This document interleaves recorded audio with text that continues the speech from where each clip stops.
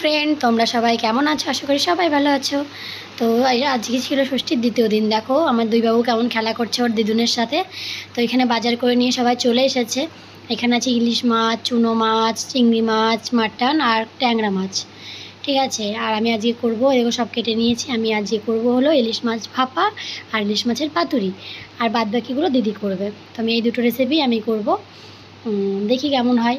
তো তোমরা তো সবাই ইলিশ মাছ কলা পাতাতে খেয়েছো, কেউ কেউ কুমড়ো পাতাতে খেয়েছো। তো আমি আজকে কুমড়ো পাতাতে ইলিশ মাছ করবো। এখানে মাটন হচ্ছে। ঠিক আছে, দেখো আমার ইলিশ মাছ ভাপা হয়ে গেছে আর পাতুরিও হয়ে গেছে। দেখতে পাচ্ছ কি সুন্দর দেখতে হয়েছে না? খেতেও খুব টেস্টি হয়েছিল। আর এখানে হচ্ছে চিংড়ি মাছের মালাইকারি। ঠিক আছে, তো এবার অত রান্না করে সব ক্লান্ত হয়ে গেছি, এখন একটু বসে আছি।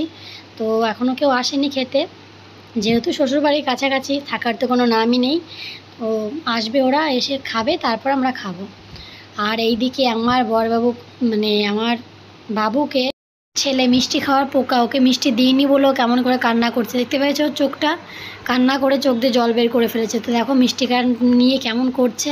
ও কালো মিষ্টি খাবে, সাদা মিষ্টি খাবে না। তো ওর বাবা আর ও মিমো চলে এসেছে এখন খেতে, ওদেরকে খেতে দিয়ে দিয়েছি। দেখেছো সব রান্নাগুলো কি সুন্দর হয়েছে না? খেতেও খুব টেস্টি হয়েছিল। ওরা সবাই খেতে বসেছে, বাবা, দাদা আর আমার বড়মশাই খেতে বসেছে।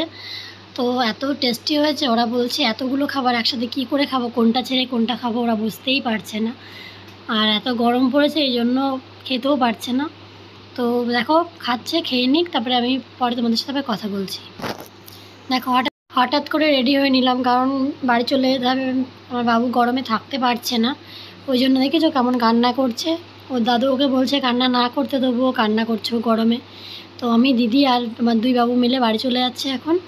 তো খুব মনটা খারাপ হয়ে গেছে, কারণ আমি থাকবো বলে এসেছিলাম। আমি থাকতেই পারি না, কাছাকাছি বাবার বাড়ি হলে কী হবে, আমি একদিনও থাকতে পারি না।